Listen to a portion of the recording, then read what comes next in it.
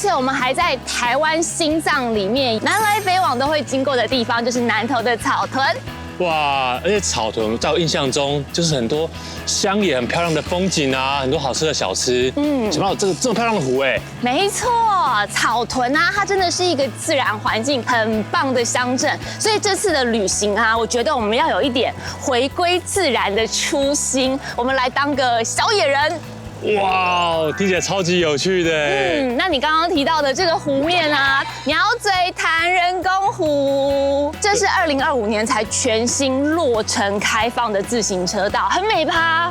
對啊，而且這湖面看過去，整個很蔚藍哎，旁邊配的山景，最重要的是這個自行車道非常的平坦。那時候我來草屯的時候，朋友都跟我說，一定要來這邊騎看看。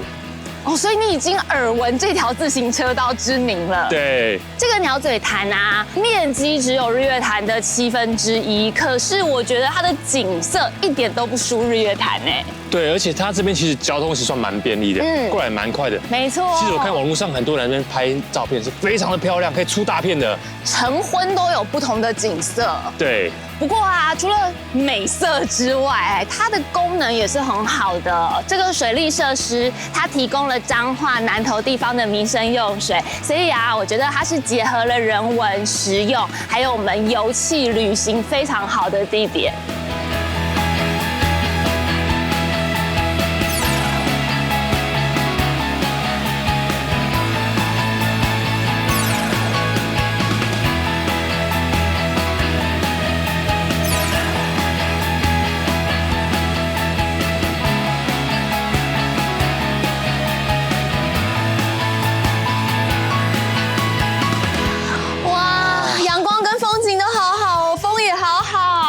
对啊，而且這樣騎完一圈，其實蠻舒服、蠻輕鬆的哎。對，我覺得是享受，不是來運動的，是來享受的感覺。但是現在有一個小小狀況，就是我現在騎完車，雖然說路很平坦，沒錯，風景也很漂亮，沒錯，但是我現在肚子也很平坦了，已經凹進去了。你餓得也太快了吧？我現在需要補給啊，姐。哎，如果你需要補給的話，那我帶你去吃白飯。不是姐，我覺得你可以有誠意一點嘛。你只帶我吃白飯，會不會太簡單，想要打發我啊？我超有誠意的，你知道這間白飯不是你想吃就可以吃的，它是一間預約制的料理，是個私廚料理。預約制的白飯？對，相信姐，先看看景色，等一下我們就去吃白飯。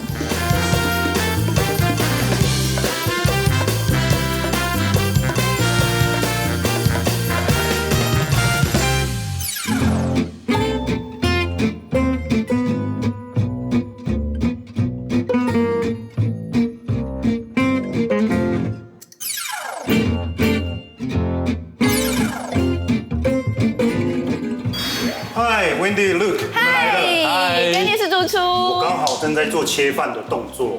切飯啊，飯煮好不就好了嗎？為什麼還要切飯？切飯有一個很重要的目的，就是讓它水蒸氣趕快散掉，然後讓它的口感會變成由軟變成趕快變成 Q。切飯的意思就是把飯整個拌開的意思嗎？要很輕柔的，先畫十字也好，從周圍把它先拌出來也好，但是最後就是要做這個動作，切，把它切開來，切開來，讓它水蒸氣趕快散出來的這個目的。我跟陸可說我要帶他來吃飯，他剛就有點感到不可思議。你現在終於有感受到飯這件事情對 Dennis 主廚來講是很重要的了吧？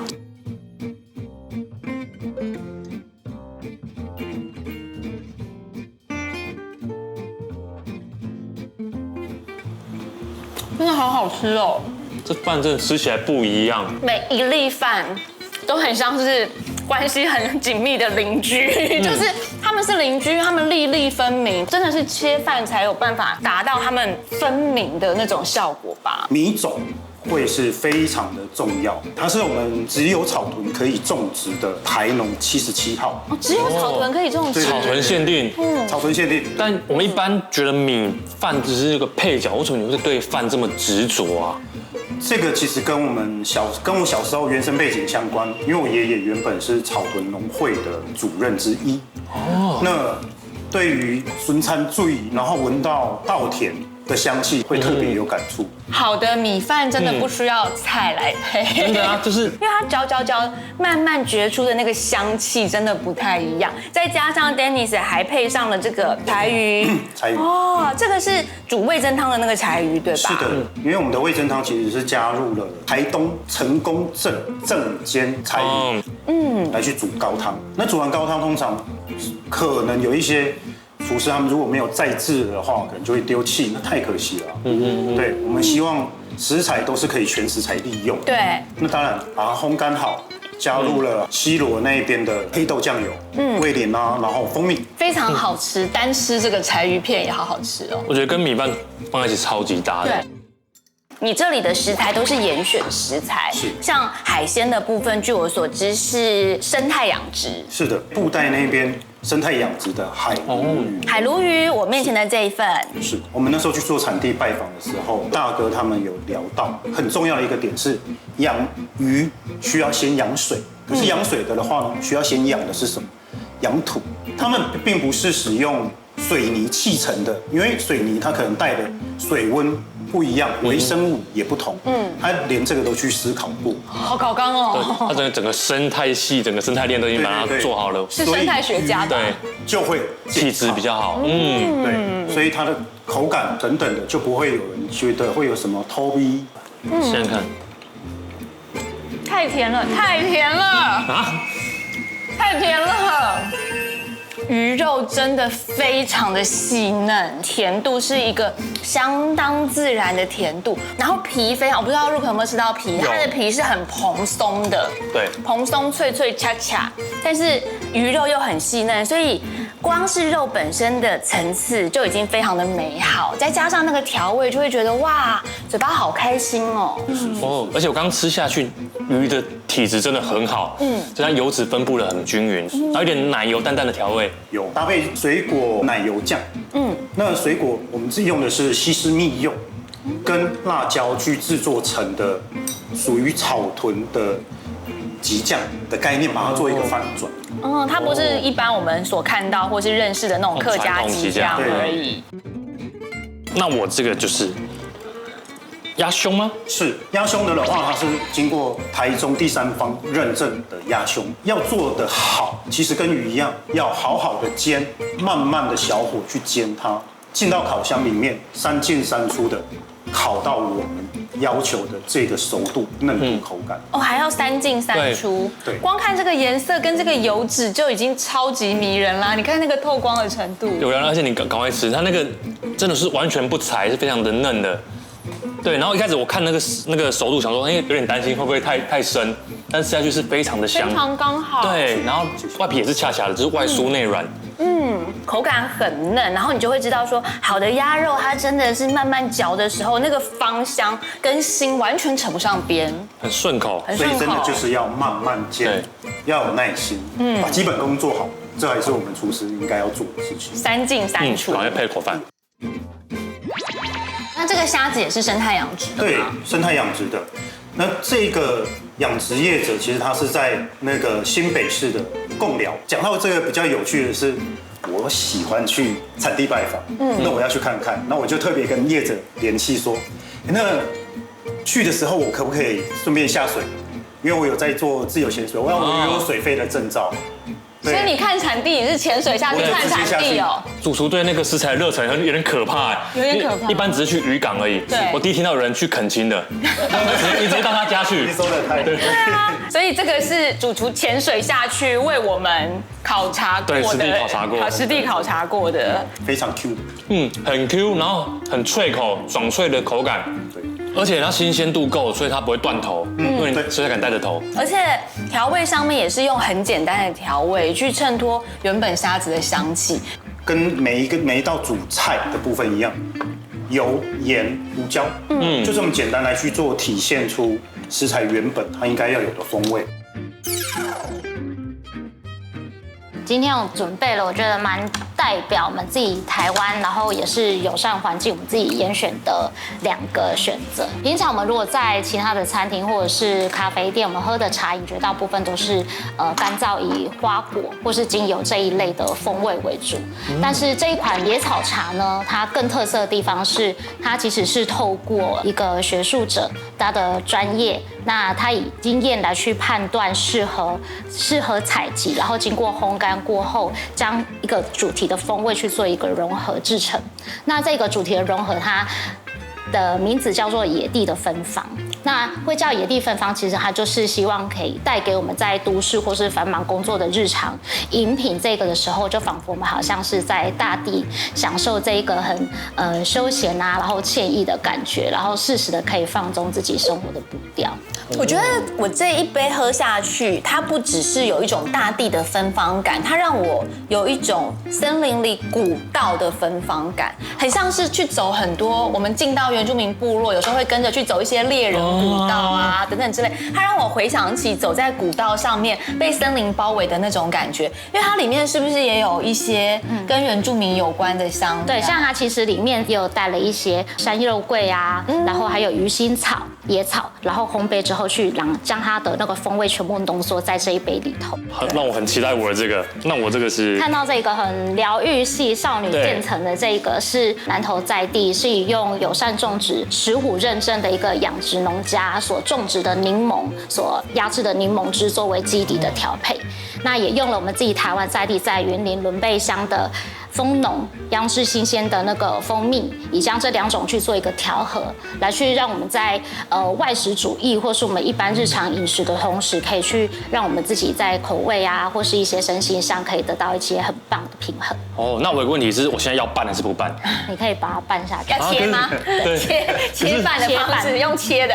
可是舍不得把它拌開。舍不得哦。我剛喝下去之後，先感受到蜂蜜的那種濃郁的那種甜，然後再來是聽到檸檬的香氣散發出來，最後配上那個筋動的口感，好有層次哦。而且我覺得這非常適合配飯，會很開胃。我能體會你剛剛講的話，它有一種停不下來的魔力。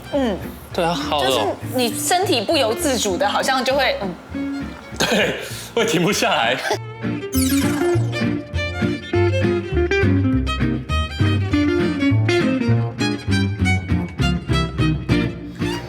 是来到草屯的小野人之旅，接下來我就要帶你野一下，去跟更多的動物相處。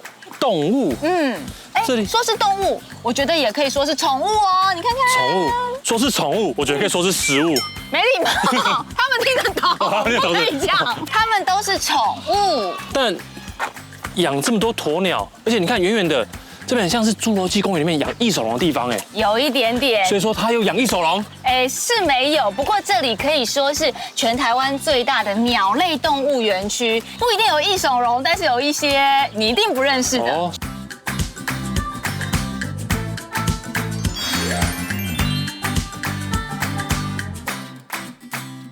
來，爸爸來，過來，好，爸爸來，好，再過來，好，來，過來，快點，過來啊！來，爸爸來，快來，再來，快點！你看思達，好，有沒有？爸爸來，真的很對鳥類有哲的人在這。家富哥，好，你們啊！等一下，我記得是有點凶的。對，攻擊性的。他这樣過來，我們站在旁邊沒關係嗎？沒關係嗎？他很有禮貌，但是你沒關係，是我們也沒關係，沒關係，都沒關係。對，要勸呢。對。要怎麼樣對我們負責呢？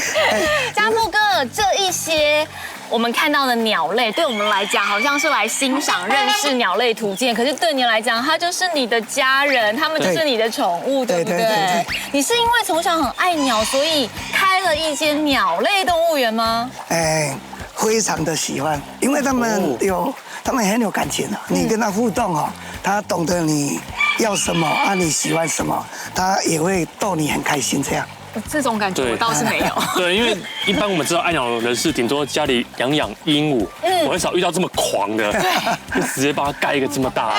這邊跟我們一般以往看到鳥類動物園很不一樣哎，以前我們看到都是有柵欄啊，還是有鳥籠關着。其實不管是鳥類也好，動物也好，它們本來就是跟人一樣非常的可以親近的，就像狗跟貓一樣啊。我的想法是把它蓋成一個能夠零距離的跟它接觸。所以園區裡面我們就會看到一個很大型的像這樣的天網，是讓他們可以自由自在的伸展羽翅，我們也可以跟他們接觸。對对。这個灰冠鶴我知道，頭上炸毛的那幾隻，它們是烏干達的國鳥，對不對？對。哇，可以近距離的跟它們。可以。它展翅了，哇，你看，好可愛哦，好可愛哦。頭上玉米鬚哎，對，它頭上確實有點像玉米鬚。這個烏干達的國鳥灰冠鶴啊，據我所知，它很特別的地方就是它的公母長得是一樣的，一樣。但是你仔細看可以看得出來，那母的體型稍微比較大一點，像這樣，這個是一對。這種鳥應該是在世界上數一數二最有感情的。你只要你對它好，它都永遠會記得。看到你，它就會靠近。家富哥，像我們看到那一隻腿好長的，感覺灰冠鶴已經是長腿妹了，但是那邊有一隻腿超級名模等級的，對，它也是鶴，它是赤頸鶴，它這個脖子都是紅紅的，用它的脖子來把它命名的。而且我刚刚看它走路超像是那種 model 在走台步的感覺，就 Carol， 對啊，超有氣質的。對。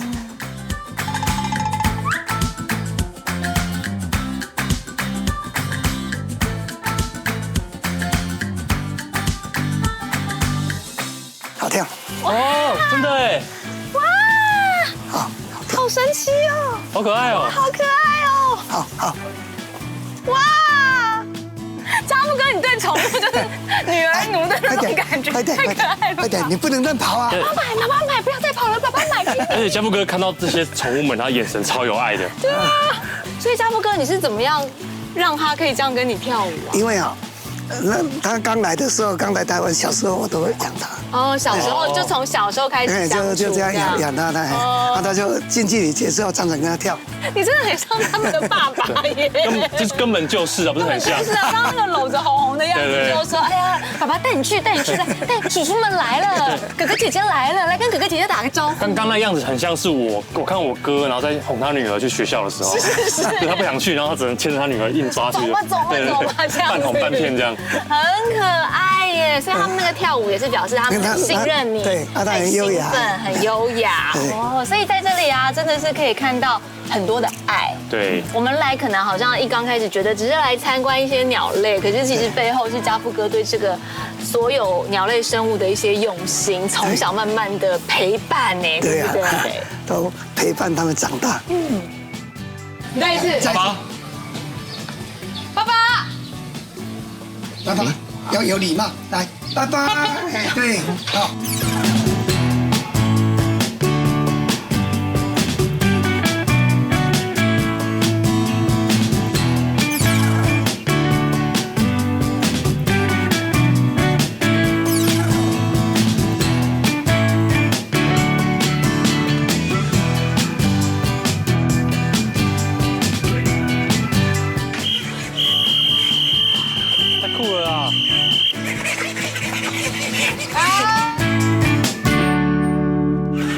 健行我參加的多了，遊行我也參加的多了，但是從來沒參加過這種，這樣子成員組成的狀態呢，是覺得蠻奇異的。哇，他突然咬我一下，嚇我一跳。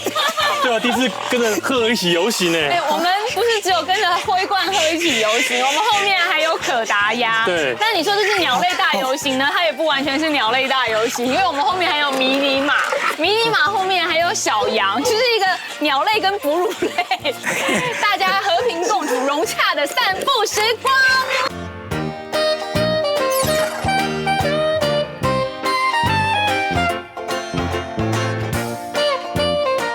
大宝、小寶，他們去哪裡了？在那裡，等一下回來。好，回來的。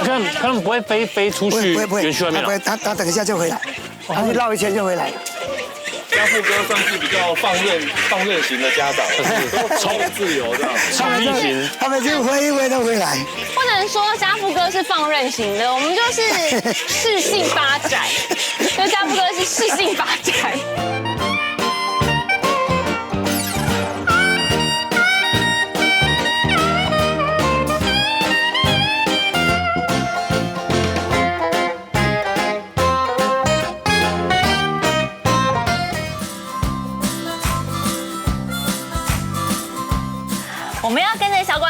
來認識更多的鳥類，而且小關老師在，我們就可以跟這些鳥有一些互動哦，对不对，小關老師？哇，老師他跟你们也超親近的耶。每天呢跟他們照顧啊，他就把我當家人。那吃飯的時候呢，對，趕快要跟我拿東西吃。他們的毛色好特別哦，他們叫什麼名字？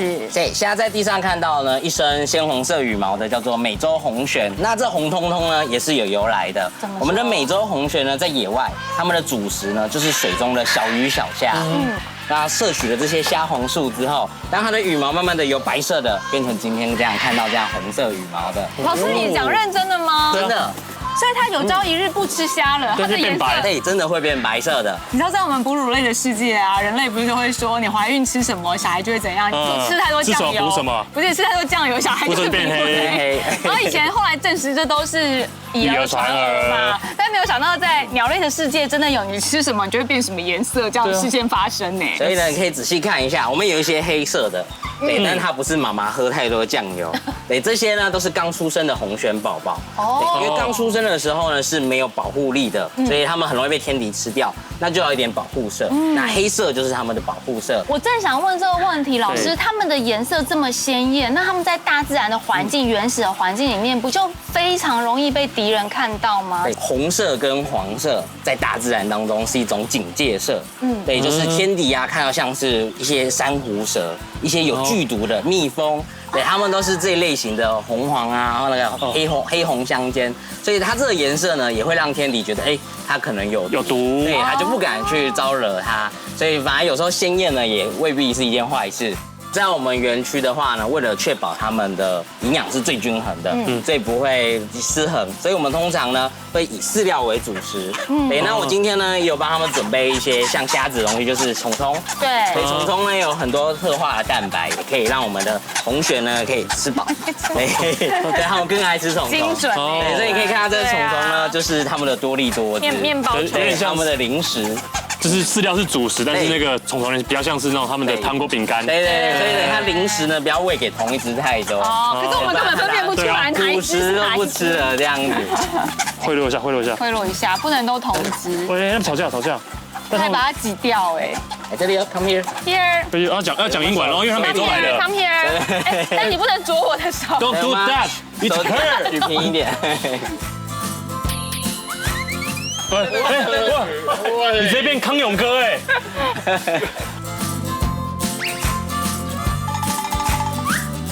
這個是鹈鶘。對，這網絡上之前很紅，會吃同事的嘛？對，沒錯，在吃同事的那個就是主角，就是它大白鹈鶘。而且它不但會吃同事，可能會把你的頭給放進去。好，那我們接下來就開始來餵食給你看。好哦。我等不及了，那我們帶他們到另外一邊的池塘來進行餵食。他們會乖乖的跟着我們走。會跟着我們。來，大家吃飯，請往飯廳移動。這裡哦。小跑步。跟着老師，跟着老師，好可愛哦！跟着老師，跟着老師，哇，好可愛哦！來到這裡哦。老師，那鹈鶘它是群居型的鳥類，對，在野外的話也都是一整群的。那他們會有 leader 嗎？會有老大嗎？通常他們都是一對一對的，但是他們會比較群居生活。單身的也可以。要餵逮龍嗎？他旁邊一直看着我，他好可憐哦。好，來這邊。來逮龍，這裡逮龍。對，然後我們餵他們呢，就用拋的。不要放到它嘴巴，是不是？不要放進它嘴巴哦。輕輕的拋起來，然後讓它接。逮龍，我還來不及拋，我還來不及拋啊，逮龍。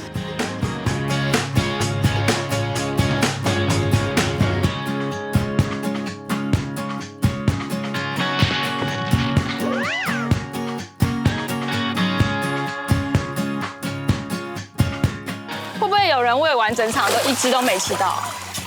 然後我們的水池裡面呢，還是有準備活的魚啊。他剛剛還踢他一腳，他丟進去，然後他們游過去之後，他還踢他同事一腳。這同事之間的勾心鬥角有點嚴重。對，大家很認真要搶。對嘍，你準備的好像最後還有。對嘍，你還有。對嘍，你再吃一條。對嘍。它吃起來很像魚圓燙。对，很燙啊！修。這個我吃高炸是長這樣。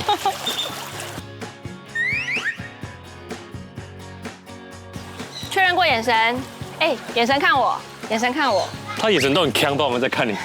那邊那位，2樓的朋友，那邊那位，2樓的朋友，眼睛側過來的時候，就是它比較聚焦的时候。就你对，很好。他搶到嗎？不會這樣都搶輸吧？啊，兩隻在拔河，兩隻在拔河，拔河。有搶贏了嗎？有，知道，棒。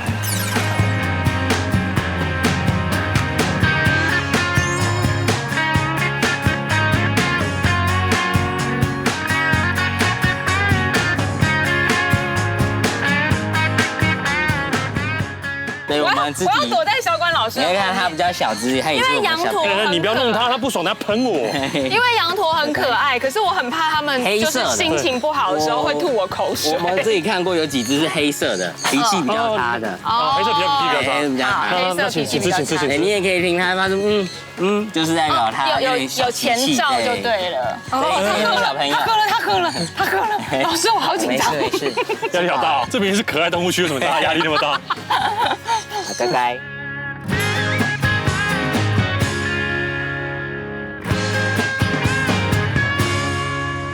這裡就是我們梅花鹿的新家。你們最近幫他們整建了新家，對，沒錯，重新裝潢。我覺得這一隻很識貨哎，就是你們手上都有牧草，可是它就是要來吃我的。對，它完全不吃我的哦。對啊，它就是要來吃我的。跟我剛剛說的，就個子比較小的寶寶呢，都比較愛撒嬌，都比較願意親的。對，畢竟從小就是在我們園區跟着人長大。他們是不是因為是寶寶，所以也比較感覺得到母性？母愛，你也散發出母愛。我散發出母性的光輝。更願意來找我們。主要是這一區這樣圍起來，全部都是梅花鹿的嗎？現在看到有圍欄圍起來的，全部都是他們的新家。超大，這豪宅哎。小管老師，你們也很用心，因為梅花鹿它其實要在有一點坡度的地方行走，這是它們天然在自然的野外所成長的天性，所以你們也去設置了有點高高低低這樣子的環境。像剛剛有看到的侏儒山羊，山羊也都是喜歡住在那種山丘，因為它們的體壓就是構造就是為了要在斜坡上面去生活的。那有這樣子的環境呢，其實就不太需要人工去幫他們修體，對，他們平常活動就可以有效的把它的體磨到一個很適合的大小。好的，那這隻就是我們台灣原生種的台灣梅花鹿。那目前在台灣，因為過去曾經在野外完全滅絕過。那目前有成功復育的，就是像墾丁國家公園，就可以看到很多的台灣梅花鹿。那老師，我們在童話故事裡面看到的小鹿斑比。斑比是屬於哪一種鹿？它應該就是我們的美國梅花鹿，就是天鹿，也比較有可能是他們那邊會遇得到的故事書裡面的。因為畢竟那是外國的童話故事，所以不會畫台灣的梅花鹿。原型可能就不是我們台灣梅花鹿。不過呢，這故事到我們這裡當然也可以我們原創，以後就以它為原型。也就像笑笑羊啊，有那個瓦萊黑鼻羊這樣子。也或許以後也會有一個故事以它為原型。台灣特有種。對，沒錯。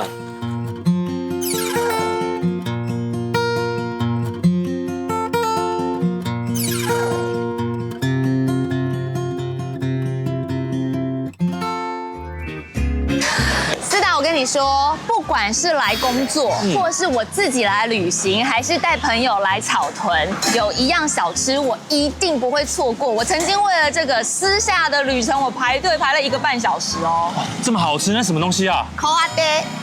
蚵仔爹。姐，你知道我們現在是在南投草屯？對啊。你知道南投是唯一台灣不靠海的縣市嗎？是這麼說沒錯。後來這邊吃蚵仔爹。你是不是搞錯什麼？吃海鮮。這個問題我好像沒有想過，因為草屯的蚵仔爹很有名，但我沒有想過它的海鮮是哪來的。知之為知之，不知為不知，是知也。我這個人是不會裝懂的，我不知道。我竟然有問到高台灣 GPT 的一天。哎，對，你竟然你成長了。你問了專業的問題，問老闆好了。好，問老闆。問老闆。哎，你看他們海鮮額外還是很大哎。老闆好。老闆好。老闆，剛剛思達問了我一個專業的問題，是，他說南投又不靠海，草屯也沒產海鮮，為什麼你們的蚵仔爹那麼有名啊？所以以前其實是肉爹比較有名，大概是到30-40年前交通比較方便之後，蚵爹才算是壓過去肉爹的狀態。所以最早是做肉爹。是。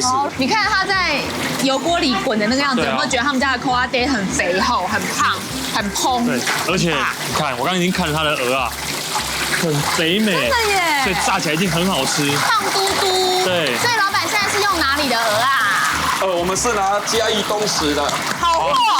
是。那你们這麼有名是有什麼特別的地方嗎？我們這個米漿是完全的純米漿。純米漿。我們是用黃豆跟再來米下去把它磨成這個米漿，完全沒有添加到麵粉這些東西。那我們想要品嘗一下。沒問題。你這個傳3代的手藝，對不對？是的。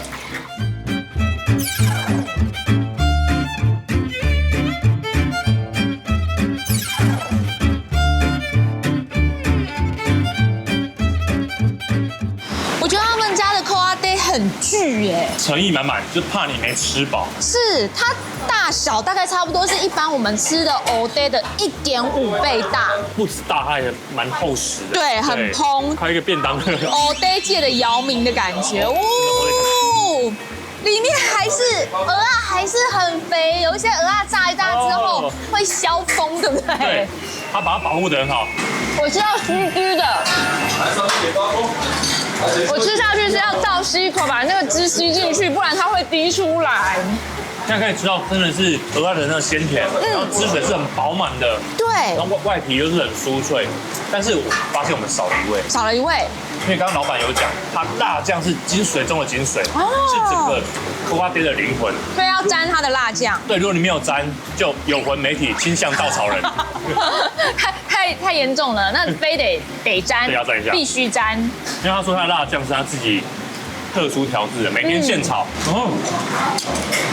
辣醬很香，這個辣醬不是只有辣跟辛香料，它除了辣椒跟辛香料之外，老闆說因為它加了洋蔥下去一起炒，所以它其實是有一種甜味，可是這個甜味又不是一般甜辣醬那個甜味，它是洋蔥本身的有一種鮮甜，蔬菜的那種甜味。所以老闆說這個辣醬有很多的鄉親啊，甚至連端午節或者是吃湯圓的時候，都會另外把辣醬買回去沾巴掌、沾湯圓，它很搭哎。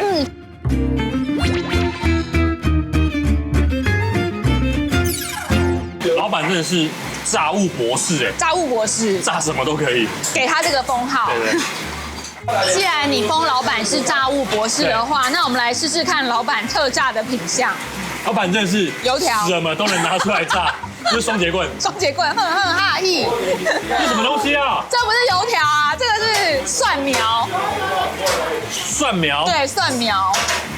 整根蒜拿來炸，一整根的蒜苗。我其實看到菜單上面有寫蒜的時候，我還以為是那個一顆一顆的蒜，想說可能炸來當配菜之類的，就沒想到是蒜苗，這樣一整株的蒜苗。哎，原來蒜苗可以這樣吃。因為它蒜是甜的，很甜，對，很甜又有汁。汁水很多，然後它那個蒜香因為被那個麵衣包裹在裡面，越嚼越香。哎，那蒜苗的尾巴，對，應該是尾巴。葉子跟尾巴不一樣，尾巴很甜，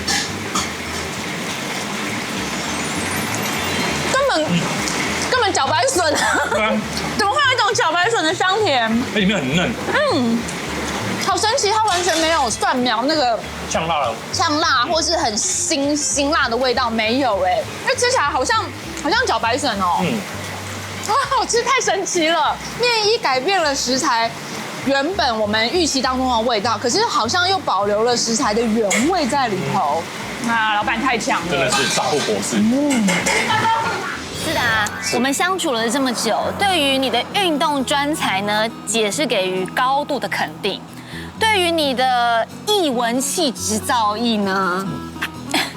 哎，等一下，這個微笑是什麼意思？所以我今天特別挑了一個很特殊的入住場所，針對你而設計的。針對我而設計，所以很特別是什麼地方？哎，它是一間書院。等一下姐，我知道你看不起我的文學造詣，但叫我睡在書院裡面會不會太誇張了？哎呀，沒有看不起，別這麼說，這樣講嚴重了。但是呢，在這個環境裡面，總是熏陶一下，我們的氣質會變得不一樣嘛，對吧？哦，你可能知道我欠栽培，我可能住一晚之後，我整個茅塞頓開，文學氣質直接 level up。對，你潛能需要被開發，更何況這個書院呢，它不單單只是一個書院而已，它裡面的房間分配是根據五行運行的屬性，所以你運勢上面缺什麼可以補什麼，缺金補金，缺土補土啊。所以說起來，這書院是有房間的嘛？有房間，我以為要睡地板上。沒有，裡面很不一樣哦。好，那順便補一下運勢也不錯。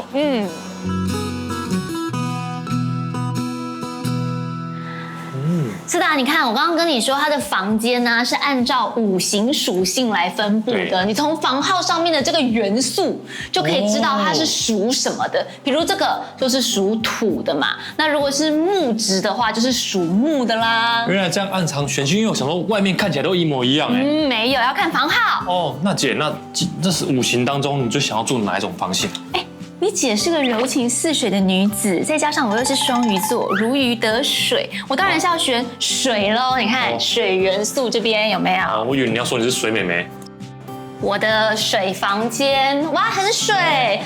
這個浴室很有水的感覺，水藍色的。這真的是水公主的房間呢。她用很多意象的方式來描寫那個水，像是你看墙壁上的波浪，它的抱枕藍色的，有點像水滴的感覺。对，金木水我選了，火土，另外4個你要選哪一個呢？我會選擇金。金？對啊，因為我缺金嘛，需要補金。哦，補金，那我們去幫你補一下。說什麼補什麼來？採金，看一下金的房間。耶！歡迎來到我的房間。它的金很別致，很有質感。我開始以為它是為了很浮誇的金，但走進來發現，從地板到廁所的瓷磚到牆壁，它是隱約的低調奢華，跟我這個人一樣低調，對，很適合我。但你說跟你相符合的話呢，這個我也不敢說的那麼絕對，因為我覺得金好像不是那麼適合你。啊，不是這麼適合，那不然你覺得哪個適合我？因為你常常月底都在吃土，我覺得土比較適合你。你要不要看完土這個房間之後再決定你要哪一間？我以為你要說我這個人很土，好，不然看一下，參考一下。對啊，說不定土，其實土也不錯，有土司有財。與大地主這樣的力道還可以嗎？小林啊，你這按摩技術有進步。這期的地租可以給我減免一些嗎？沒問題，免了。謝謝您，謝謝你，推薦的好，有功。你真是個大好人。對，這間滿意，是不是跟你想的土不太一樣？竟然蠻有質感的。對，它真的就是還帶有一點奢華地主的感覺。再來就是你看看它牆面的設計，它其實有一塊一塊方正的瓷磚的感覺。地主的田就是這形狀，地主您的房地契也是這個形狀。我覺得你好像房仲的感覺，介紹我買房子。我是你的店租啊，我是你的店租戶嘛。我現在何德何能可以做的主持哦。但這邊真的是很奢華，我覺得很有質感。所以命定就是這間。你看土跟金是不是？對，其實不錯，土豪，可以考慮。但是我覺得木比較適合你。木比較適合我，怎麼說？你啥意思？你覺得我呆若木雞，像跟木頭一樣是嗎？沒有，我才剛加入1個多月而已，你可以對我有基本的信任嗎？沒有信任，崩姐。我是覺得說你像森林系少女，你是那種空靈的感覺。怎麼轉得這麼硬？很硬嗎？怎麼轉得這麼巧？會說話吧？會說話，好像也蠻有幾分道理的。畢竟我是山女孩 Yama Girl 嘛，对不对？對啊，說不定更好的選擇嘛。好，那我去看一下木好了，再考慮。哇塞，這一間真的很木你看，除了浴室的木板跟地板都是木紋之外，它連牆壁上都有一些木紋年輪的感覺。我覺得你有講對，木真的很適合我，因為木就給人一種很溫潤的感受，就像我溫柔一樣。而且是的，你看這個牆面真的很空靈。但我們剛看了那麼多間，火嘞？火沒有，對不對？因為通常一般住房裡面呢不屬火，但它的火安置在一個很特別的空間裡面。我帶你去看。好。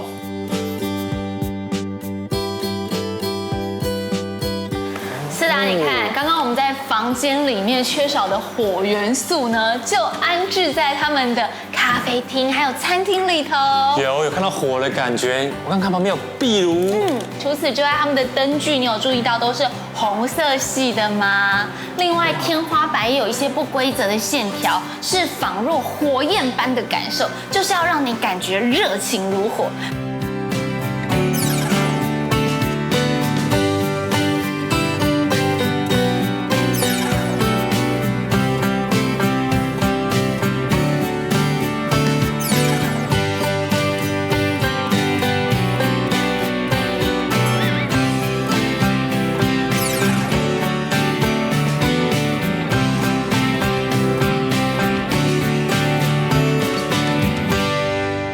思達，你求求，在充滿五行元素的書院裡面，是不是連料理都非常有風味？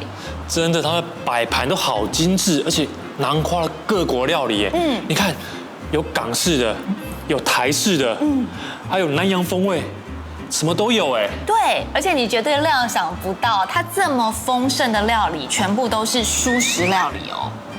這些全部都是蔬食，都是蔬食。我覺得這裡的餐廳相當用心，它的蔬食料理啊，用的都是天然的食材，都沒有用任何的塑料，就是希望大家可以吃的健康，吃的養生，當然也要吃的美味。你看看我們面前的这一道姜醋脆腸，他們很費工的制作，因為這一個脆腸本身就是杏鮑菇切片之後，一片一片用人工的方式手捲起來的。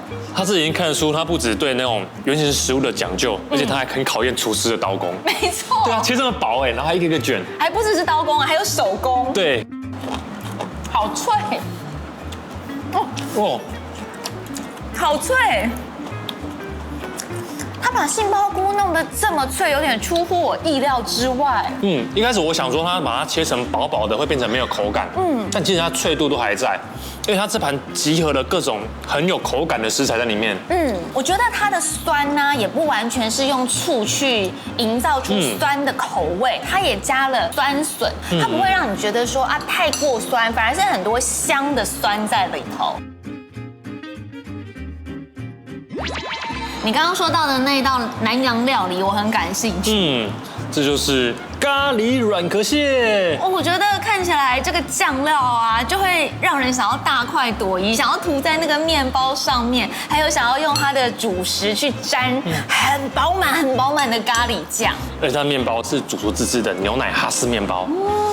要不要我幫你服務一下？那當然要嘍，那個麵包看起來就很蓬鬆的感覺耶。而且它的一個標準的 SOP 就是一片麵包，然後一點醬，對，一點醬打底下，光是這樣子就已經很好吃了，像蘑果醬一樣，哇哦！然後最後再搭配上我們的軟殼蟹，哦 ，Thank you，標準吃法，對，標準吃法，很南洋風。是嗎？對，我剛這邊其實聞到那個香味了，聞起來的香氣就非常有南洋風情。嘗一下，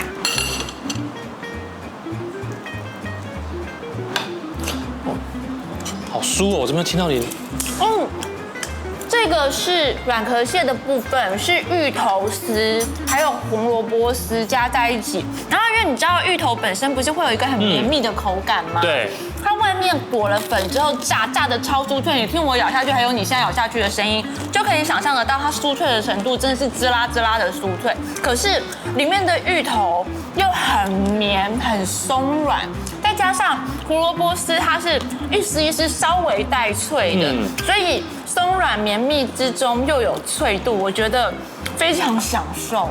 對，而且除了你剛剛說的有那個胡蘿蔔絲跟芋頭絲的香味之外，它的麵液調得很棒，就很酥脆，然後跟我的哈斯麵包搭配起來，有酥有鬆軟的感覺，像麵包包住整個軟殼蟹的感覺，超級好吃的。咖喱醬本身也超讚哎，這個咖喱醬很有南洋風味，而且鹹度很好，很香，甚至有一點點帶甜，然後小小的辣味，是那種你感覺不出來的辣味，可是很提味的感受。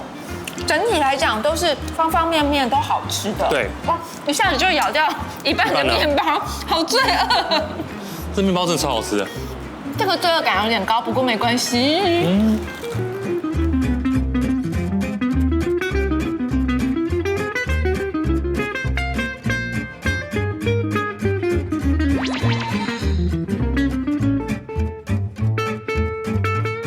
哇，四神湯的料超級多，超級豐盛，而且你有沒有發現它四神湯的那個湯頭顏色比較濃郁的感覺？對啊，特別白耶。對，因為它加了牛奶進去調味。哦，你看那個牛奶的色澤，湯頭的色澤這樣，光看就覺得好想跳下去哦，好想整個人泡在裡面，不只是想吃它而已，整個人都想要泡在裡面。它喝下去，有一個很香的中藥材的感覺，对。然後牛奶讓那個湯頭變得更滑順了。我覺得它的中藥味調得很恰到好處，是那種平常比較怕中藥味的人也不用擔心，加了牛奶之後，你又會覺得香味更溫潤了，就沒有那麼濃郁的，好像我真的是在喝中藥調製的四神湯的感覺。它裡面的料真的都好新鮮哦，它的薏仁咬起來都還是有脆度的，对。而且它裡面的杏鮑菇跟刚刚的姜醋脆腸一樣，咬進去都是滋啦滋啦，很有口感。山藥呢，卻也是非常鬆軟，可是又沒有散掉，很鬆綿，然後還有猴頭菇在裡面。对对對，就各種口感都有。所以我覺得它的四神湯啊，这個四神。不但是每一神都顧得很好，甚至還有加分，湯頭的部分也加分，配料的部分也加分，真的讓你6神都很舒服，好不好？台灣不愧是人家說的素食者的天堂。对，你看素食的把它弄得這麼好吃，而且都是全天然的哦。对啊，我覺得這是最珍貴的地方。